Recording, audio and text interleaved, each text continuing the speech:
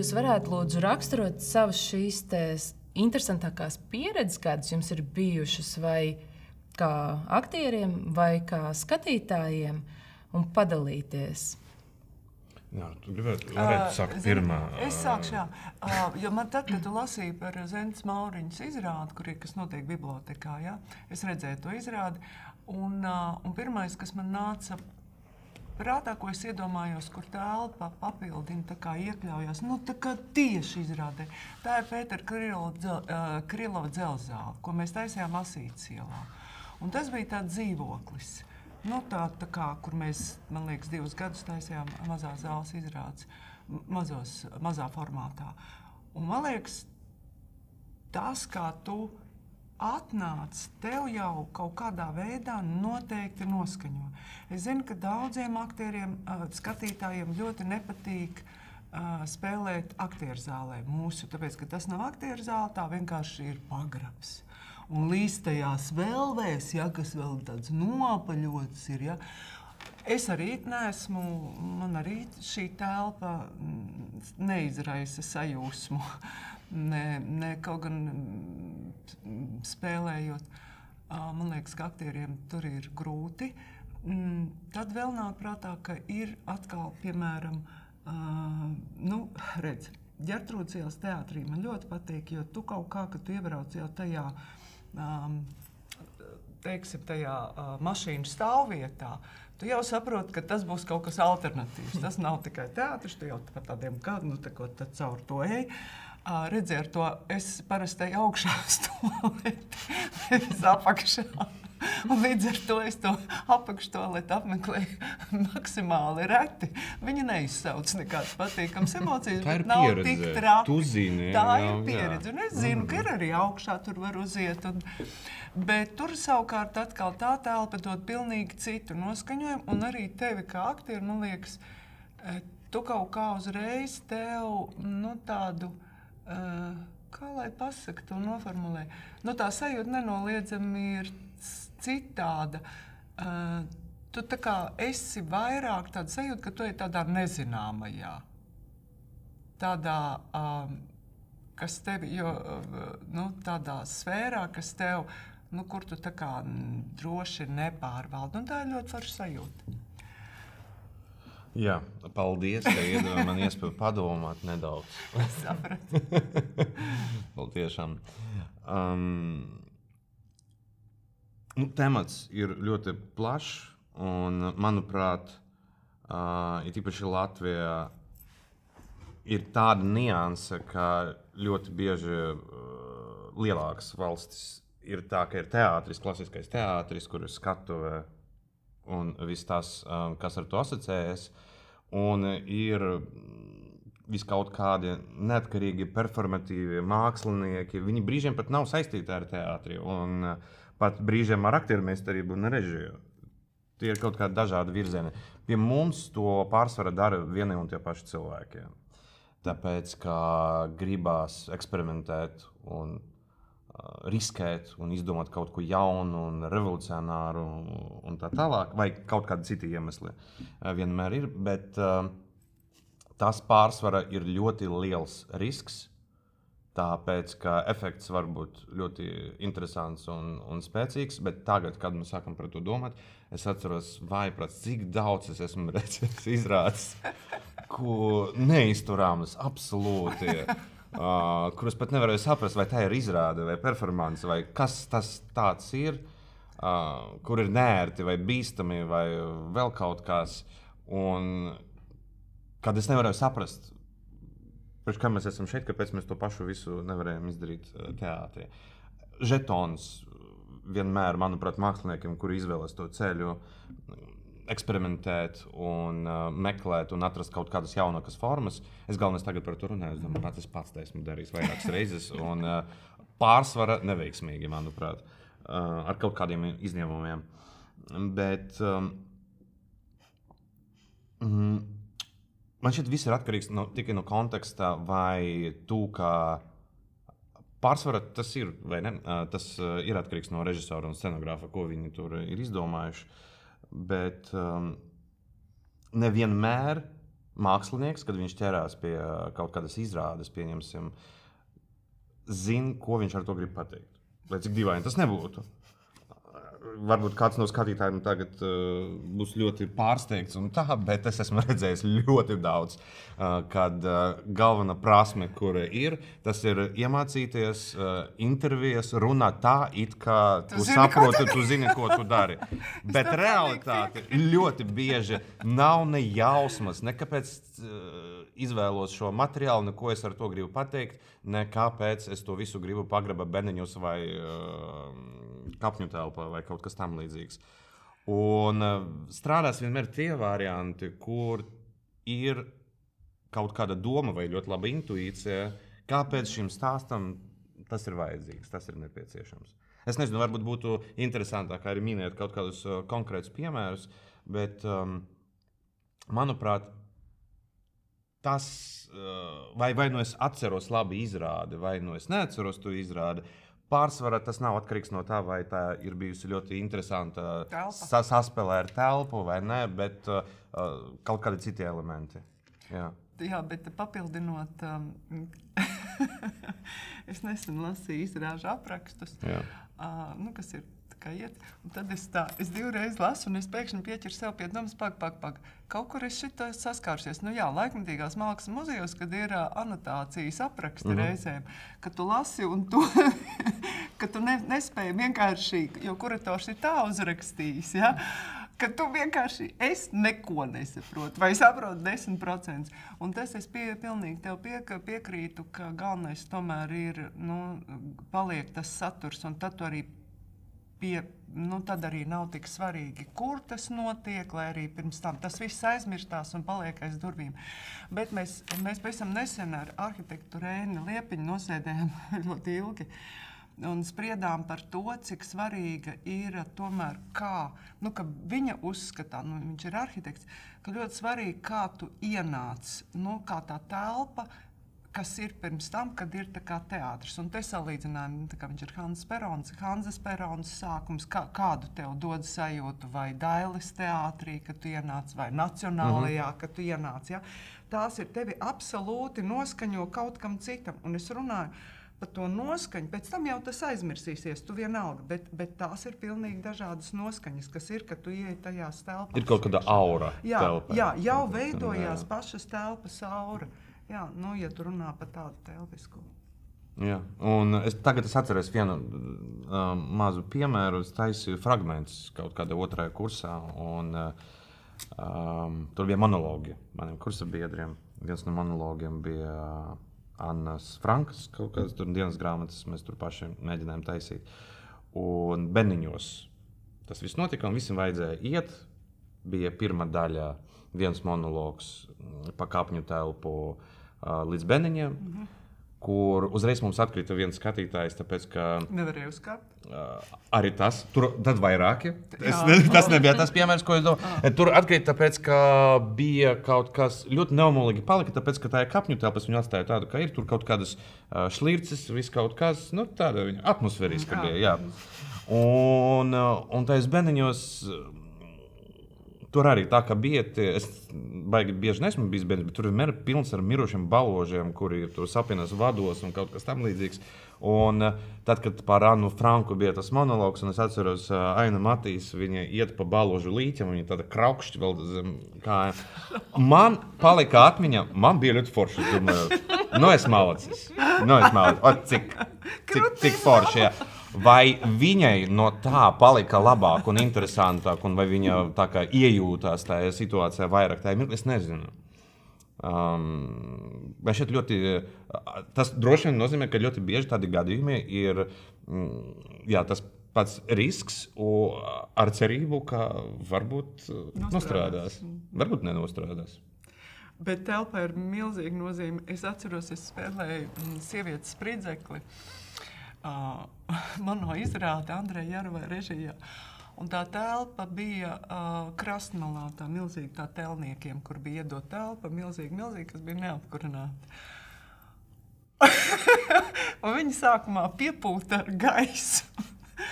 Un es to izrādu atcerēšos kā murgu, gan spēlējot, gan skatītāju, jo pēc pusstundas viņi domā, kad šis murgs ātrāk beigsies, jo viņi bija pārsaluši. Man liekas, viņi neko nedzirdēja, ko es vairs runāju. Ne arī es varēju savākties, jo tas, kā enerģijas jūt, ka viņiem vienkārši ir augsts un tā izrāda kaut kā jānospēlē. Es domāju, ka tam tomēr, šādā ziņās, vai arī, ka tu svīst un arī nav ar ko elpot, un tu vienkārši viss, tu neko nevari. Tā kā pat tam ir, un tā ir arī telpa, kurā... Un es atcerējos jautājumu tā. Es domāju, tā vispār lielākajā mērogā par telpu kā tādu. Man, piemēram, visu mūžu ir tāds bijis diskomforts, bet kas ir varbūt pārsvarā saistīts ar manu kaut kādu organiku un tā. Bet man ļoti nepatīk spēlēt tas amfiteātra telpas, ka tu esi pa vidu un skatītāji no 4 pusēm, un man ir tik ļoti... visu laiku tā pietāte, ka es tagad ar muguru ir pret 2/3 no tam skatītājiem. Jā. Tas ir viens, un tīri pēc sajūtām, nevis pēc honorāriem. Maza zāle vienmēr ir kaut kas ļoti intīmāks, jo to pārsvarā, ja neredzi, tad vismaz jūti to skatītājus, tu jūti to klātbūtni, viss kaut kā notiek ļoti smalki. Un uz lielas skatuves es sen neesmu bijis, bet tā kā es atceros, tev ir tā sajūta, ka skatītāji atrodas vispār citā dimensijā. Tas nenozīmē, ka tā tu sliktāk spēlē vai sliktākā izrāda, bet par to, ka tur ir kaut kāds Maļeviča melnais kvadrāts un absolūta tumsā, un tu nezini, kas tur notiek, tas nepalīdz, manuprāt. Vai aktieris, tas pats aktieris, kurš strādā profesionālajā teātrī arī, vai viņš strādā kaut kā savādāk mazajā teātrī? Kā jums šķiet? Man ir tā liekas. Absolūti nē. Bet no kurienes tad varbūt rodas Jā, ja tā ir tas priekšstats, tas nozīmē, ka... Es domāju, komplekss cilvēka. Ka tas ir komplekss, ka tas ir tāds, ka es jau esmu tikai šeit, tas ir pašnovērtējums, man liekas. Ko tad es neesmu, tajā teātrī es esmu tikai šeit, tad droši vien citiem arī, viņi domā, kad visi... Nē, es domāju, ka tas ir atkarīgs no cilvēka. Man šķiet, tas ir salīdzinoši nesen, taču, ka tādi mums tie, tu zini labāk, varbūt es kaut ko labu. Es par to, ka neatkarīgi teātri, cik pietuvinājās profesionālajiem salīdzinoši nesen. Jo es vienkārši atceros, mana sadarbība ar neatkarīgiem teātriem ir Dirty Deal paša sākuma. Mēs spēlējam izrādes, es atceros 6 skatītājiem un bez naudas un tā. Tad vēl varēja salīdzināt. Bet jau kādu laiku atpakaļ, es nezinu, gadus 10, 15, ka tas kaut kā izlīdzinājās, kas man starp citu īpaši patīk.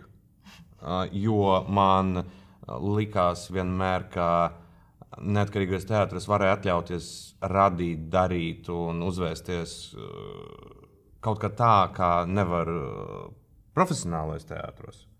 Un ka visa sula ir tajā, ka tas ir divas dažādas realitātes, kurām nav jābūt nekam kopīgam, manuprāt. Jo ir skatītāji, kuri aizies uz to, ir skatītāji arī, kas aizies uz to.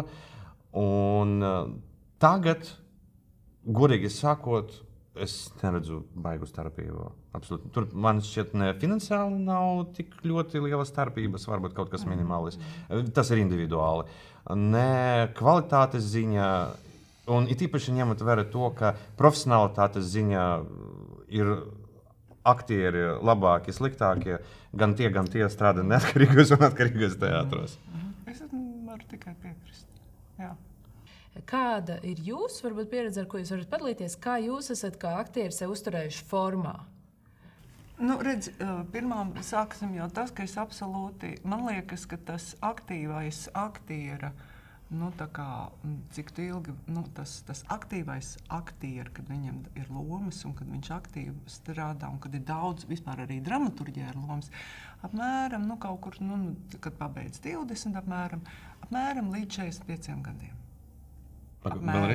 Līdz 45 gadiem, kad ir ļoti daudz līdz 45 lomas ir, dramaturģijā ir lomas, un pēc 45 gadiem to paliek tā kā netik daudz. Tu pārsvarā vari spēlēt galveno varoņa tēvu, māti un vēl kaut ko tādu, bet tā kā mazāk paliek dramaturģijā, tā kā ko darīt. Vēl kāda lieta ir.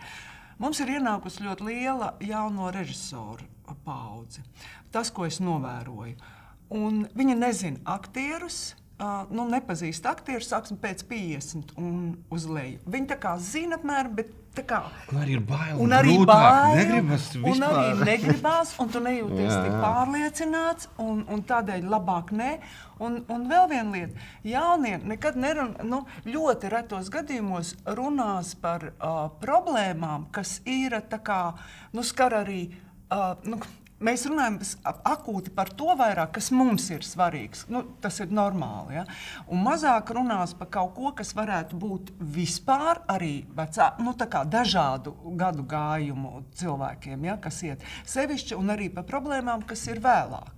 Ja, ar kurām tu saskaries, vai tās ir vai tās ir slimības, vai tas ir vispār nodzīvotais mūžs, vai tā ir kaut kā... es nezinu, es tagad... Bet tur arī ir loģika apakšā. Ja tev ir, pieņemsim 25 gadi, taisīt izrādi par to, ka vecumdienas demencija var uznākt, un tev pat nav neviena radinieka, ne paziņas par priekš kam to taisīt. Tieši tā, saprot. Un līdz ar to es runāju par to, ka noteikti pēc tā laika ir mazāk loma un mazāk darba. Es to vienkārši tā kā redzu. Kad tu skaties arī tā kā citos teātros. Kad tu uztur sevi formā? Tu uztur kaut kā sevi formā, aktieriskajā, piemēram? Jā, es strādāju mūzikas akadēmijā par aktieru meistarības pasniedzēju un visu laiku rādu priekšā. Ļoti labi. Tā kā es izsalkos, tā, ej prom, neko tu tur nesaproti, es pati. Es visu laiku esmu formā. Tā kā es savu emocionālo muskuli, es esmu uztrenējis, kā es studentiem saku, ir emocionālais muskulis, kas vienkārši ir jātrenē. Viņš ir formā. Man tas jautājums trāpēja sirsniņā kaut kur, tāpēc, ka es apmēram esmu kopš janvāra. Jā, kopš janvāra. Neko nedaru. Tu nedari neko. Jā, man tāds sajūta, ka tu esi pilnīgi. Nē, es kaut ko daru. Jā, es saprotu. Bet tā, ka es pārsvarā kaut kas tur ar televizoru kino, kas bet man viss simpātijas pret tev kā aktieri. Paldies. Tiešām. Pateicu. Bet jā, man tas sanāca, bija kaut kāds posms, es nesapratu līdz galam, kā tas notika, jo bija vēl piedāvājumi, bija uz kādiem ļoti svarīgiem, man kādiem 8-10 castingiem. Kaut kas nesaslēdzās, neviena, melnā strīpa. Es arī domāju, kaut kas atkrita kaut kādas lomas, un potenciāli ļoti labas lomas, tāpēc, ka sākas karš, un es nevienu nevainoju, bet loģiski ir par to, ka producentiem kaut kādiem ir jautājums, vai mums vajag mūsu filmā šeit Krievlodīgi galveno varoni, ko mēs ar to gribam pateikt, labāk nē. Un varbūt ir kaut kādi citi iemesli, varbūt es esmu daudz kur bijis un apnieku, bet jā, pusgads, es neskaitu, ir bijušas kaut kādas filmēšanas un pie foršiem režisoriem un tā, bet 2 dienas, ir tīpaši, kad nav viena pēc otras, tu ienāc, tas ir gandrīz kā kāzas novadīt. Grūti pateikt par to, vai tu esi izveidojis lomu, labi nospēlējis, tas epizodiskas lomas es neskaitu. Un tāpēc, ka tu pateici par Džudiju Denču, man tagad ir kauns, es domāju, es varēju tagad katru rītu sakt ar to, ka es tur pie spoguļa būt vai nebūt kaut ko šajā ziņā darītu. Man tas izpaužās dažādos veidos. Es tagad vienkārši dzīvoju, mēģinu tagad saprast, nekad nebiju par to domājis. Es esmu atkal sācis lasīt dzeju, ko es neesmu darījis sen kādu laiku. Vidusskolā man ļoti patika ņemt dzeju grāmatu un lasīt, kamēr es nesāku raudāt. Tā kā trenēt dvēseli, tā es to formulēju. Un tagad es atkal esmu atsācis to darīt, ik pa laikam. Un es esmu piefiksējis, ka es esmu sācis jūgt prātā, tā kā ikdiena, es varu izdomāt pēkšņi kādam piezvanīt, nevis piezvanīt, bet to audio WhatsApp izziņu nosūtīt kaut kāda absolūti debilē balsī. Vienkārši tāpēc, ka priekš kā es varu pateikt, ka man vajag kaut ko, bet laužas ārā tā kaut kāda kreatīvais huligānisms. Un paldies Dievam, ka man ir 2 bērni, un es varu vēl, viņi saprot vismaz manu humoru un kaut kādas tādas lietas. Bet jautājums ir vēl labāks. Tāpēc, kā jau tu minēji, ir tā sajūta brīžam, vai tu joprojām esi profesionāls, vai tu joprojām kaut ko vari. Man tieši tagad ar to struggles nav ļoti latvisks vārds, bet iekšēja cīņa ir tieši ar to, es domāju, vai es esmu kaut kā vērts. Un tur, protams, gan ir tas faktors, ka vienam mirklī tu, pieņemsim, spēlē galvenu lomu, un tev pienes kafiju un prasa, kā tev iet, un tu milzīgs tur 50, 60 cilvēki, tu esi uzmanības centrā, spridzina mašīnas, skrienam pa mežu, metam līķus no tiltiem un tā tālāk. Un pēc tam tas viss beidzās, un tev ir kā pēc kara sindroms. Viss ir kluss, tev neviens nezvana, kafiju neviens nepiedāvā. Instagrama fanis nerakstā. Un ir tā sajūta, ka viss, kā tas bija kaut kas mirklis, tā bija kaut kāda veiksme, tas pārgāja, varbūt es vairs nevaru. Man nav atbildes uz šo jautājumu. Kā tu ar to tiec galā? Kā es ar to tieku galā? Man ļoti palīdz. Es tagad iesaku tur runāt un konstatēju, ka visticamāk, ka tie cilvēki, kuriem es gribētu tagad pateikt paldies, neredzēs šo interviju. Bet parasti skatītāji tādi, kuri baigi neiedziļinās, viņi vienkārši patīk un viss, un es satieku pārsteidzoši bieži kaut kur uz ielas tādu cilvēku, kurš pasaka, baigi forši, beidzot, kaut kas labs aktieris. Es mūsu tas nemāku uztvert komplimentus. Tāpēc mācījies, pasaka paldies. Paldies, pati tāda. Jā, paldies. Un tas iedod kaut kādu tādu foršu sajūtu uz mirkli. Bet tu prasīji, kā es ar to tieku, vai kā es tieku galā? Jo tas jau nav vienreiz, tas tā, tev ir loma, tu strādā un atkal lejā. Man pagaidām vēl joprojām ir laba atmiņa. Un es tā kā atceros, tur bija forši tiešām. Mēs esam līdzīgi. Vai ne? Jā. Man tā ziņā absolūti slimie tā padomāt, to es atceros. Vispilgtākais bija kaut kāda sarkanā meža. Ir nofilmēts materiāls, tu neko neesi redzējis. Un ir jāgaida vēl gadu, kad iznāks tā filma. Tas ir labākajā gadījumā, pusgadu. Tur brīžiem man ir kaut kādas filmas, kuras nofilmēts 3 gadus atpakaļ. Tur vēl joprojām tie, kas zina, ģeniāli mākslinieki. Kā teica Māra Ķimele, taisiet savu mākslu ātrāk. Cilvēki tik ilgi nedzīvo. Un es atceros, kā es gulēju kādu pusgadu. Nevar aizmigt, un es mēģināju atcerēties visas ainas nofilmēt, un tā būs labā. Un tur es tā pateicu, un būs, un tā. Bet tā ir tāda fantāzija pasaulē pa lielām. Jā, tad es ik pa laikam ļoti patmīlīgi, kā Majakovskijs, skatos un domāju, šeit labi. Tur, kur nav labi, to es neskatos. Es atceros kaut kādu vienu teicienu, kas man vienmēr palīdzējis. Mūs jau veido kā cilvēkus nevis tas vai mūsu veiksmes, bet tas, kā mēs tiekam pāri grūtībām un neveiksmēm. Tikai tas ir īsti paliekošs. Un kaut kā, jo, protams, kā visiem māksliniekiem ir augšā lejā, tā, ka stiprie kritieni, ka tev vajag stipri saņemties, lai atkal tiktu, un tam ir vajadzīgs laiks, bet, jā, tas nav viegli, bet es domāju, ka ir vienkārši, es domāju, ka katrai bezizēja ir vismaz viena izeja. Kā minimums. Jā.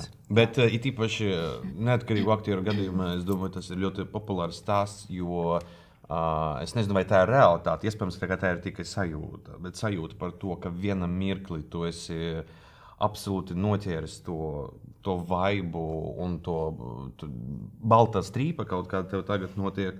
Un tas var notikt diezgan ilgi. Bet tad, kad tas beigsies, tu nevar paredzēt. Tu nevar paredzēt un pat nevar zināt, vai tas ir beigas, vai tas nav beigas, vai tā ir pauze, cik ļoti daudz laika tas prasīs.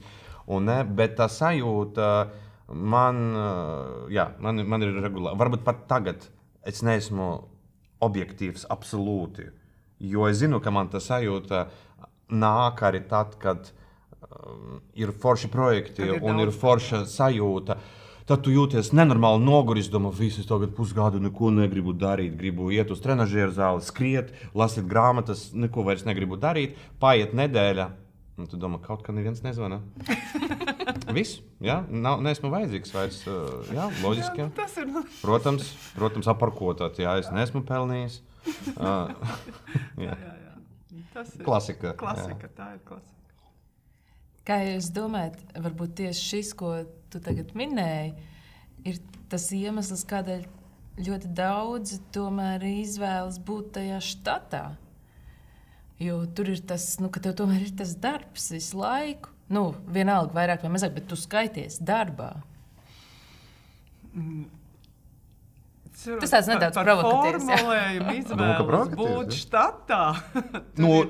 Kāpēc? Jā, es nesaprotu humoru. Tā ir ziņā, ka tā taču ir brīva izvēle būt štatā. Jā, es domāju, es pateikšu, kāpēc.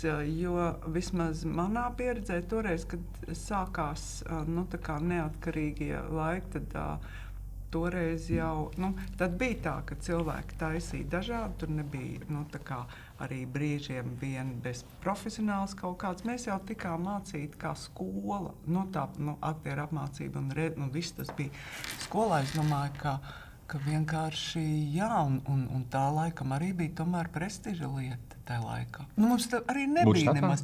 Nē, bet pat nebija, ja neatkarīgi. Tad, kad es beidzu, bija drāmas teātris, Dailes teātris, jaunatnes teātris. Un viss. Neatkarīga bija tikai Latvijā. Jā, tā kā... Jā, arī es varu ļoti daudz laika par to runāt. Man patīk par to runāt. Es centīšos baigi to segru nepavērt. Tu taču arī biji... Tu mums kā biji? Tu biji tev kā štatu vai tu biji štatā pie mums? Par mani vispār es esmu ļoti mistisks cilvēks. Tu esi mistisks? Jo man vēl joprojām es satieku cilvēkus, savus kolēģus, kuri saka, Juri, kā tev tur Daugavpilī iet? Jā, tu zini. Tev šķiet, ka es esmu Jelgavnieks, principā. Jā, starp citu. Jā, man bija tā... tas arī ir tāds par atkarīgiem, neatkarīgiem. Tad, kad es biju students un sāku interesēties par to lietu, tas, ko es atceros, ir tikai Polišu, kas saucas? Observatorija. Skapis, man šķiet. Tas ir cits klubs, jā. Observatorija, jā. Un es atceros, ka es tur paspēju aiziet uz kādu 1-2 izrādēm, un tad bija arī tie, kas atceras, tas slavenais, mēs spēlēsim līdz pēdējiem krēklam, un tur ar finansēm kaut kas tur nebija, nezinu, nepatīk man par to politiku runāt, bet... Tu biji observatorijā? Es biju, es paspēju. Nevis kā aktieris, bet kā skatītājs. Vienkārši kā skatītājs. Es domāju, ka tu biji diez vai. Diez vai, tieši tā. Jā. Un es atceros, ka tā observatorija, laikam tur bija kaut kāds finansiālis vai kāds tur iemesls. Un mūsu acu priekšā bija tas piemērs, ka rekur neatkarīgais teātris, kā? Rekur sanāca, nesanāca, nav ko tur... lēkt, jo mums ar Elmoru Seņko potenciāli bija tas plāns. Mēs bijām arī tie jaunie teroristi, kuriem patika taisīt etīdes tā, lai pedagogiem ir infarkts. Jūs atceros, ka Zanas Kreitsbergas vēl bija uzdevums lūdzu uztaisīt etīdi, kādu teātri jūs gribat taisīt. Un es izgriezu šeit sev ar nazi to smaidošu sēņu. Tādu pa īstam izgriezu. Tagad vairs nevar redzēt. Bet tur bija, tā kā bija rēta sarkana. Jā, tā kā gadus 5 atpakaļ vēl nedaudz varēja redzēt, jo, jaunieši, studenti. To es saprotu. Jā, un mums bija ar Elmoru Seņko tā pārliecība, ka par Nacionālo teātri, ka tur tie visi vecie sēž. Mēs tur nesagaidīsim, kad viņi nomirs visi. Naftalīns un tā, vajag revolūciju, dumpi un vajag kaut kādu taisīt, un mums nevajag, galvenais, ko mēs negribējam potenciāli, mēs negribējam tieši tā būt atkarīgi no tā, lai mums kāds varētu pateikt, lai cik gudrs un vecs viņš nebūtu, kā drīkst darīt, kā nedrīkst darīt, UTT.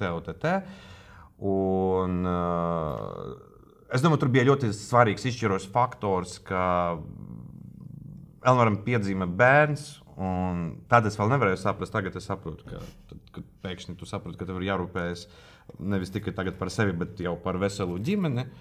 Un tev piedāvā iet uz teātri, tu pēkšņi no puikas kļūst par vīrieti, kurš vairs gan drīz vai nevar atļauties tik ļoti riskēt. Tāpēc, ka, jā, dzīve. Un es vēl joprojām, droši vien neskatoties uz to, ka man ir 2 bērni, esmu puika, kuram patīk riskēt, jo man bija piedāvājumi, man bija sapnis iet uz kādreiz, kad es biju students. Tas, uz ko es varu labākais šajā dzīve vispār potenciāli cerēt, tas ir būt Krievu drāmas štata aktieris. Tā man šķita, es vēl, kad biju skolnieks, 5. klasē, mēs braucam skatīties tās izrādes. Tad, kad man piedāvāja, tad, kad Ņājs vēl bija galvenais mākslinieckais vadītājs, pēkšņi viss izmainījās. Es viņam pajautāju, kad viņš man izsauca, vai es gribu būt štatā. Es viņam pajautāju, vai ir pārstāvu varbūtība, ka man vajadzēs 3., 4. plāna kaut kāda Kalmara kostīma tur dejot. Viņš teica, iespējams. Es teicu, paldies. Es labāk neēdīšu. Es vienkārši negribēju. Bet, skatoties uz kolēģiem, protams, tā stabilitāte, tā mēneša alga, tā kaut vai, ka tu zini, ka tu vari samaksāt rēķinus un tur vispār par dzīvokli kaut ko, tas ir super svarīgi. Ir tīpaši tagad, kad man ir 2 bērni, es ar to sāku novērtēt ar vēl vairāk. Tas ir vēl svarīgi, ka tu esi gatavs principā brīžiem piekāpties un darīt kaut ko tikai ar domu, ka tu kalkulē to savu finansiālu pasauli un dzīvi uz priekšu. Bet tas ir risks. Man šķiet, ka ir daudz drošākā, labākā, nevis labākā, drošākā un komfortablāka sajūta būt teātri. Pat ja tu zini, un izlabojiet mani, varbūt es kļūdos, bet manuprāt, kad jaunais aktieris ienāk štatā teātrī, 3 mēnešu laika apmēram ir skaidrs, vai viņš būs galvenais varonis, vai viņš būs rekur jūsu vēstule kungs. Rupji sakot. Bet plus mīnus izveidojas ļoti ātri. Ir tie favorīti un talantīgie, kuri tā vai šitā turēs pamatu, un ir tie, kuri forši. Būs kaut ko darīt, jā, bet zini, domāju, ambīcijas lielas nebūs sasniedzamas. Tagad jaunos, ko ņem, kas ir atnākuši pēdējā, katram tiek dota. Nav tā kā tev nedod iespēju. Tagad es pieļauju, ka iespējams. Dod iespēju, un pēc tās iespējas nedod. vai nu dod mazāk. Jā, tas ir Holivudas arī kino princips par to, ka tev ir viena iespēja pārsvarēt. Brīžiem 2, bet ne vairāk. Jā. Tur vai nu izdarīs tu labi, vai ne. Es atceros, ka es nesaukšu konkrētus vārdus, bet mani kolēģi tur paralēlo kursu un tā, mēs sēdējam, būdami studenti, skotojam par dzīvokli, par kuru mēs nemaksājam, un dzeram, un bija tas sarunas par to, ka ja man 33 gados nebūs Oskara, es sevi nogalināšu, es tev apsolu. Un pēc tam vienkārši nodzerās, jā. Bet tas ir, protams, risks izvēlēties to nestabilitāti, bet es to izvēlos tāpēc, ka, manuprāt, man gribētos aktierus redzēt to kvalitāti, ko es saucu par drosmi. Drosme riskēt, kad tu taisi lomu un kad tu veido lomu, jo brīžiem var sanākt ļoti slikti. Var sanākt ļoti slikti, ja tu, kā angļu valodā ir tas izteiciens, bold choices, tas drosmīgas izvēles. Var vai nu trāpīt desmitnieka, vai nu absolūti būs šausmas, tīras šausmas. Un es izvēlos tādu pieeju, un tas ir par profesiju vispār, arī par lomu veidošanu. Un ir cilvēki, kuri izvēlas to drošāku ceļu. Tur var būt, nebūs ģeniāli, kas arī, kurš no mums var zināt, vai viņš ir ģeniāls. Un cerēt tikai uz to. Tur varbūt nebūs ģeniāli, bet tur arī nebūs ļoti slikti. Tur būs normāli. Ir jau arī dažādi piemēri, kā piemēram Sebris, kurš sagaidīja savu laiku, un tad viņš kļuva. Nekad mēs nezinām.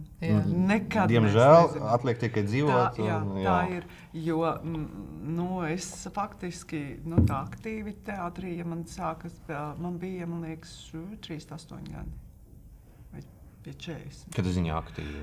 Tas nozīmē, ka tad, kad visu man teātrī nebija, es nebiju lutināta ļoti daudz ar lomām, bet man vienmēr paglāba kino, jo tad es daudz līdz tam to laiku, kamēr man bija maz darba teātrī, es daudz filmējos. Un pēc tam, kad sāk mazāk filmēties, tad man sāk parādīties, bet faktiski tas nebija. Bija, protams, lomas. Es nesaku, ka man nav bijušas, bet tā aktīvāk. Bet es domāju, cik ļoti patīkami bija kinošniekam ar tevi strādāt. Nav jāsaskaņo tik ļoti cieši grafikus. Bet vēl joprojām, godīgi saku, ja es tagad jau izstāstīju kaut kādu tur, negribu baigi būt advokāts vienai vai otrai pozīcijai, kur ir labāk, kā vajadzētu būt un tā. Bet mani visu laiku mierina nedaudz es sevi iekšēji, tā kā mierinu par to, ka kino cilvēkiem, protams, ir daudz komfortablāk strādāt ar aktieriem, kuriem nav šajā mēneša 3 pirmā izrādes un vēl 10 haltūras un jāsaskaņo grafikus un nevar dabūt. Arī, manuprāt, no tā, ko es esmu redzējis savām acīm no malām, nevienmēr tu vari kaut ko kvalitatīvi izdarīt, ja tu dari 15 lietas paralēli. Ja tev starp diviem mēģinājumiem skrējot vēl ir jānospēlē ģeniāli kaut kur tur pafilmēties, tu esi viens cilvēks, kuram ir ļoti ierobežoti resursi. Jā. Bet, zini, ir arī tā, ka kino tas ir labi, bet teātrī ļoti baidās no ņemt tādēļ, ka ļoti grūti ir sastādīt repertuāru. Baidās ņemt ko? Nē, kad ļoti grūti ārštata, aktierus, kas ir ārštatā vai neatkarīgie, mums ir bijuši izrādes, ka nevar sastādīt repertuāru. Tad, kad var mūsu teātrī, jo kā ir vairākas paralēlās izrādes, un kad šām visām izrādēm tu to vari paralēli ielikt vispār, tad aktieris, kas ir citur, pēkšņi nevar.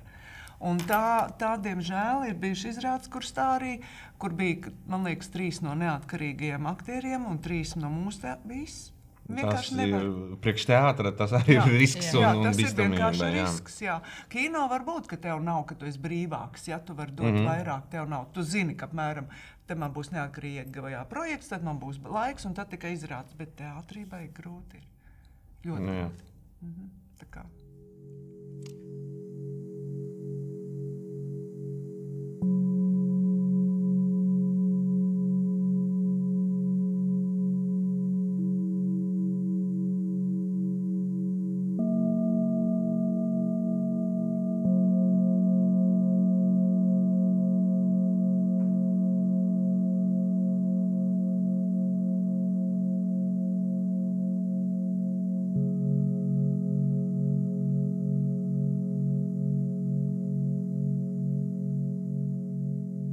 Es varu pateikt, piemēram, sāksim ar tādu visvienkāršāko, un tas nav nejauši, kā ar visvienkāršāko ar kino, ar kuru tagad vispār ir ļoti slikti, vai ne?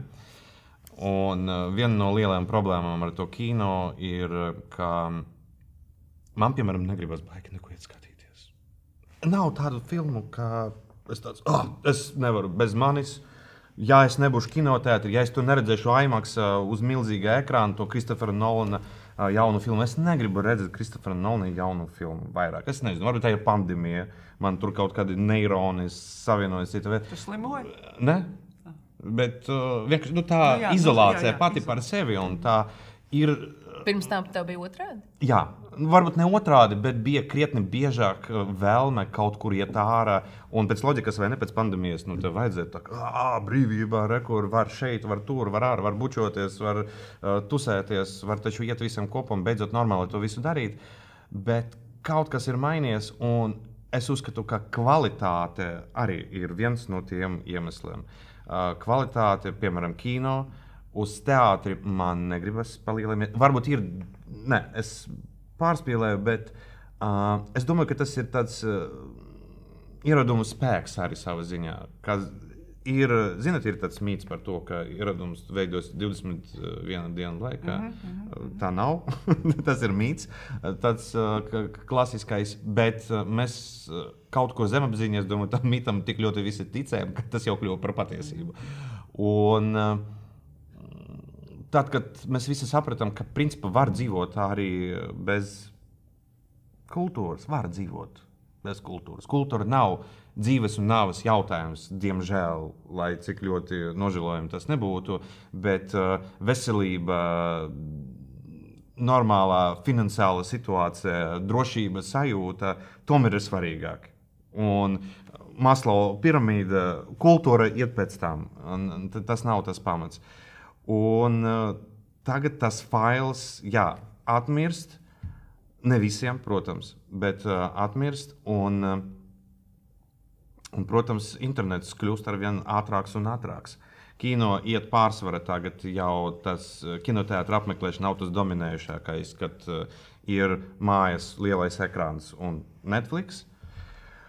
Un, ja mēs runājam par kultūru, kura tā kā teoretiski pieprasa, ka skatītājs to redzēs klātienē un apmeklēs tas pašas operas, baletu, teātra izrādes un visu pārējo, mans subjektīvais viedoklis absolūti, bet es jūtu, ka ir milzīgs kaut kāds, gribu pateikt, caurums, nevis caurums, bet avrāk. Krāvis vai atstārpe, milzīga atstārpe starp skatītājiem, starp plaisa starp parastiem cilvēkiem.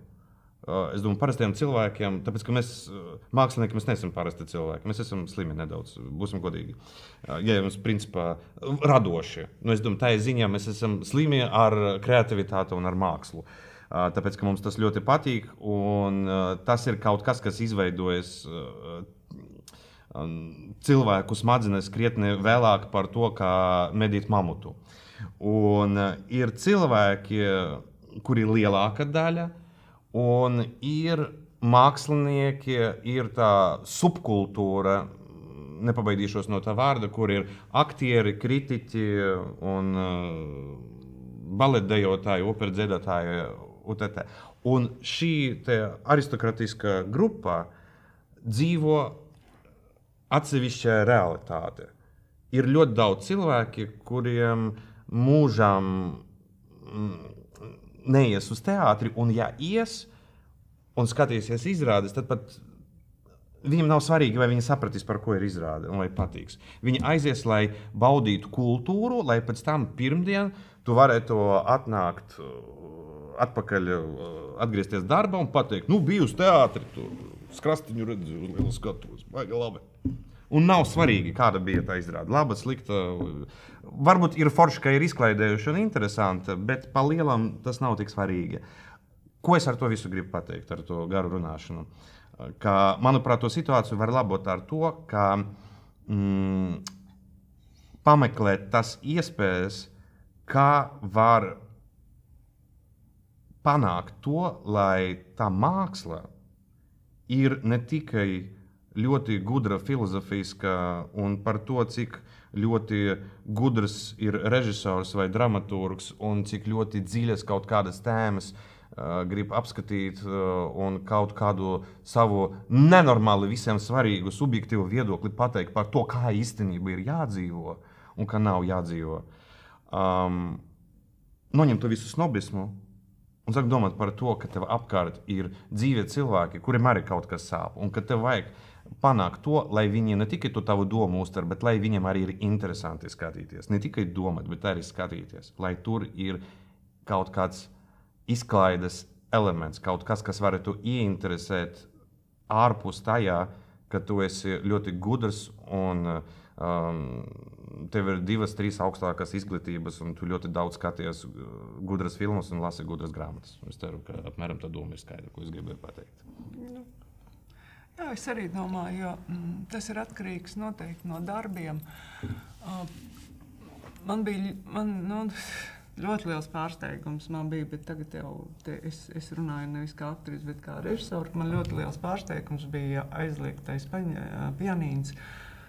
Tas ir, kad mēs nospēlējam sezonā, piepildīt izrādi 30 reizes.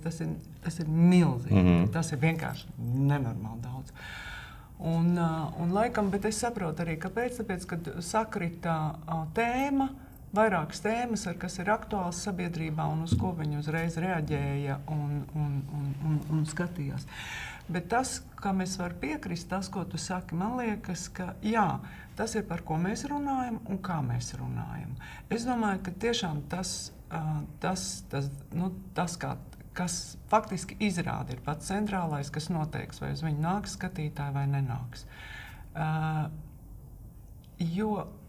Un šobrīd man liekas, ka tiešām ir ļoti svarīgi radīt izrādes, kas gudras izrādes. Es nesaku, ka mums ir jārāda muļķīgas izrādes. Jā, es par to pašu. Absolūti. Gudras, jā. Bet dot cilvēkiem cerību. Tā kā ļaut viņiem, lai mēs... Tas nebija pirms gadiem, pirms pandēmijas un vēl pirms kādiem 10 gadiem, tad saucamā Černuha vai Melnās izrādes bija topā. Tāpēc, ka mēs ļoti aktīvi runājām par to, kas ir. Mēs arī diezgan labi dzīvojam. Kad labi dzīvojam, tad ļoti gribās to Černuhu tā saucam. Parādīt, jā. Šobrīd ir, man liekas, ir tieši ļoti kaut kā vēršās pretēji. Un arī es esmu runājis arī gan ar dramaturgiem, kas ir tā kā ne tikai Latvijā dzīvo, bet arī saka, ka mainās dramaturģija arī. Kad tiek, bet pamazām sāk mainīties, jo cilvēkiem pašiem vajag to. Un es domāju, ka mēs vēl adaptēsimies, jo tie procesi nenotiek tik ātri. Bet ko darīt, vispār jautājums ir ļoti liels, jo īsti jau nav receptes. Es domāju, ka evolūcija izdarīs visu pati, jo, protams, tā realitāte, kas bija pirms kara un pirms pandēmijas, viņa vairs nav iespējama. Tas viss uz to... Atgriezties tur vairāk nevar. Jā. Būs jātransformējas, būs jāmaina taktiku, jāmaina pieeju, tā kā Ināra teica, par kas ir nepieciešams, ko cilvēkiem vajag no izrādēm, no kultūras. Kāpēc, lai viņi ietu? Kāpēc, lai viņi ietu? Kāpēc, lai viņi ietu maksāt? Jā, tieši tā. Un tā atbilde vēl nav noformulēta. Varbūt pēc tam atskatoties pagātnē, pēc gadiem 10 pateiksim, protams, atcerieties tas posms, kad bija viss pēkšņi realitāte bija skarba un smaga, bet māksla bija optimistiska un uzmundrinoša. Bet tagad mums nav uz ko atskatīties atpakaļ, grūti pateikt, kas tieši, kādi ir tie procesi, kas notiek tagad. Jā. Kādēļ joprojām jums ir būtiska aktieru profesija? Kādēļ jūs joprojām to izvēlaties darīt?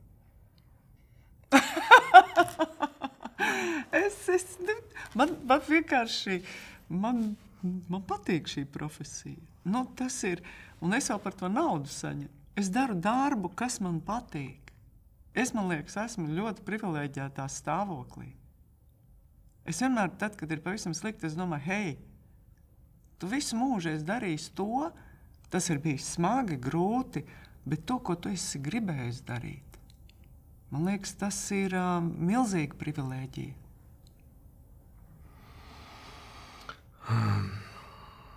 Jā, es arī pirmā atbilde bija, bet tas droši būtu aizsardzības mehānisms, ka es neko citu vienkārši nemāku tik labi darīt. To mums arī pirmā atbilde, kas būtu. Tā ir tāda stereotipiska, bet pa lielām, es piekrītu, ka tas ir kaut kas, ko es ļoti mīlu, apbrīnojami, kā par to vēl maksā brīžiem. Bet tieši tad, kad es sāku par to runāt, es atcerējos, cik bieži man dzīve ir bijuši gadījumi, kad piedāvā kaut kur filmēties kaut kādu projektu, vai spēlēt izrādes arī. Un es domāju, kas tur? Tas ir studentu darbs, tur nav finansējuma, piedod. Es domāju, nav finansējuma. Un kas jums tur? Mēs filmējam uz 16 mm. Pārdots. Es bez maksas, es izdarīšu forši. Nopietni, ja? Ko vēl mēs tur darīsim? Mēs tur vēl, un šeit monologs, tā tēma forša. Aha, labi, viss. Un tas saku, tā ir kaut kāda, manuprāt, slimība, bet pozitīva. Tāpat kā mīlestība ir slimība. Jā. Un tas izteiciens Ir mīlestība uz mūžu un mīlestība, kad šķirās. Nu, mums ir uz mūžu. laikam. Nevar zināt. Šķiet, ka ir varianti, kad šķiet, ka uz mūžu, pēc tam izrādās, ka mēs nezinām līdz galam. Jā, es ceru, ka tev taisnība. Bet jā, man ļoti palīdz tās izteiciens, ka atrod to, ko tu mīli, un nekad vairāk nestrādā. Man izklausās, ka tas ir tas. Jo, ja tu darīsi to, ko tu mīli, tad vispārējais arī atnāks. Cilvēki un kontakti un finansi un sajūta, ka tu dzīvo šeit nepavelti. Bet tu esi vajadzīgs. Tāpēc, ka mīlestība ir tas, kas ir vajadzīgs. Skaisti pateikts. Paldies. Paldies. Nezinu, kā Paldies, beidz ka jūs ar vārdiem mīlestība. Tas ir tāds nobeigums, skaists. Paldies skatītājiem, klausītājiem. Un veiksmīgi jums arī turpmākajos projektos, darbos, izvēlēs un dzīvē. Paldies. Paldies. Paldies.